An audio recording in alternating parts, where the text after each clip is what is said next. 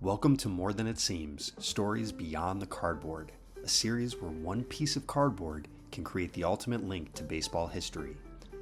Behind every photo and stat line lies something richer: resilience, drama, joy, heartbreak. Untold stories that go far beyond the box score. This isn't just about collecting the cards, it's about forming a lasting connection. I'm John, and I'm glad you're here. Baseball is often called a game of joy, but tucked between its cheers and the crack of the bat are stories lined with loss, silence, and resilience. Today, we turn our attention to a man whose bat spoke louder than his words, yet whose life was shaped by both tragedy and triumph. As pictured in this 1935 Diamond Stars card, this is the story of Edgar Charles, Sam Rice. Sam Rice was born in 1890 in the small town of Morocco, Indiana, on the Indiana-Illinois border. Like many farm kids, his days were filled with chores, hard labor, and the occasional game of ball in the fields. But the turning point of his life didn't come on a diamond. It came one stormy day in April of 1912. It was then that a tornado tore through the Rice family farm as Sam was away playing for a minor league baseball team, the Galesburg Pavers of the Central Association. In an instant, his wife, his two children, aged 18 months and 3 years old, his mother, his two younger sisters, and a farmhand were gone. Rice's father survived for another weekend before also succumbing to his injuries. 8 lives, erased in the blink of an eye. All told, the storm left over 70 dead and as many as 200 injured. The local newspaper of the time described the devastation. Its work there was almost too terrible to relate.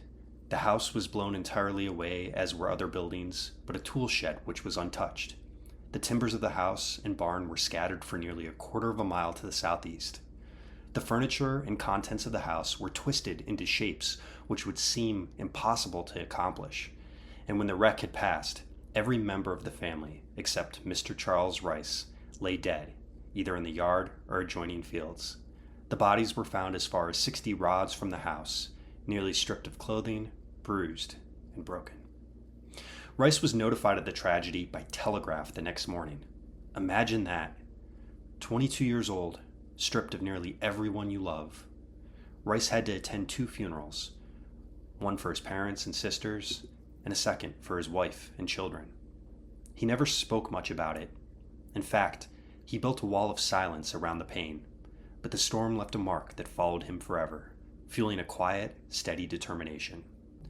Following the tragedy, racked with grief, Rice spent the next year wandering the area and working at several jobs. He enlisted in the Navy in 1913. Serving gave him structure and a sense of purpose. He was even aboard the USS New Hampshire when it took part in the United States occupation of Veracruz, Mexico. But baseball had always been tugging at him. While stationed in Norfolk, he played service ball, and it was there that his talent couldn't be ignored. By 1915, he was signed by the Washington Senators as a pitcher. A thin, wiry man, not built like a slugger, but quick on his feet, precise with the bat, and relentless on the base paths. He wasn't flashy, he wasn't loud, but he could hit. He could run, and he could chase down balls like the wind itself. And he, along with the owner of the Pittsburgh Goobers, convinced the Senators to let Rice play in the outfield. Over the next 2 decades, Rice became the heartbeat of Washington baseball. From 1915 through the early 1930s, he racked up over 2,900 hits, year after year slapping singles and doubles with surgical precision, regularly among the American League leaders in runs scored, hits, stolen bases, and average. The Senators weren't exactly a dynasty, but when glory finally came, Sam was there in the middle of it. In 1924, Washington reached the World Series for the first time ever. The Senators fought tooth and nail against the New York Giants, and in Game 7, the Senators pulled it out in extra innings. Walter Johnson, the great pitcher, got the win, and Sam Rice, the quiet, consistent, determined ballplayer, made his impact felt. For a city used to so much heartbreak, it was a miracle. For Sam, it was a moment of quiet redemption.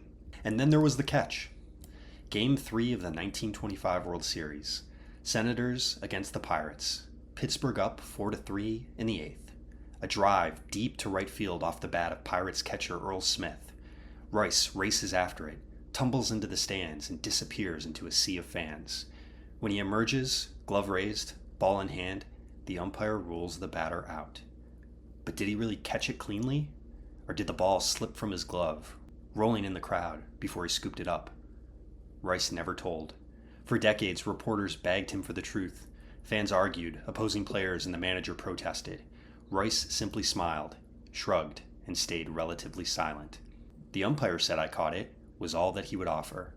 Only after his death was a letter opened at Cooperstown in which Rice wrote, "At no time did I lose possession of the ball." The man kept his secret until the grave. That was Sam Rice. The Washington Star reported, old baseball men, players, and writers searched their memories for a catch that could rival Rice's, but found none. Senators owner Clark Griffith, who played baseball when the game was in short trousers, declared he had never seen any catch approach it. Former Senator pitcher Nick Altrock, who had been around in baseball since nearly as long as Griffith, was rendered speechless. All he could do in the clubhouse was to murmur, "How did he do that?" By the time Sam Rice retired in 1934, he had 2,987 hits, just 13 shy of the magical 3,000. He had a .322 lifetime average in 6 seasons with more than 200 hits. Some say he didn't even care about the milestones. He was never about the spotlight. He just played the game. Once said celebrated sports writer Shirley Povich about Rice, "What a great hitter he was. One time against Cleveland, the starting pitcher brushed him back, and Sam lined the next pitch off the pitcher's knee. Sam's next time up, the relief pitcher brushed him back, and Sam lined his next pitch off the guy's foot. Put out 2 Indian pitchers that day. Otherwise, he was a very nice man, Sam was, but a bit of a loner." In 1963, at the age of 73, he was elected to the Baseball Hall of Fame, not with fanfare, not with loud speeches, but with the quiet dignity that defined his life. Think about it, a man who lost nearly everything in a storm, who carried that silence into his career, who never let tragedy define him publicly. Instead, he gave fans the joy of watching a master craftsman at the plate, a man who could turn chaos into order with the swing of a bat. Sam Rice's story is not one of thunder and lightning. It is one of steady rain, of endurance, of small moments strung together into something lasting. He wasn't Babe Ruth, knocking down fences. He wasn't Ty Cobb, snarling and clawing. He was Sam Rice, the quiet man who carried a storm inside, and who, with every hit, gave us a glimpse of calm. Baseball teaches us about joy, yes, but through Sam Rice, it also teaches us about survival, about carrying on when the storm leaves you broken, about finding beauty, not in the roar of the crowd, but in the simple crack of the bat, the quiet trot to first base, the knowledge that you're still here and you're still playing. This has been More Than It Seems, Stories Beyond the Cardboard. I'm John. Thanks for listening. If you enjoyed this episode, please like the video, leave a comment, and be sure to subscribe. And as always, remember, the numbers on the back of the card never tell the full story. It's always more than it seems.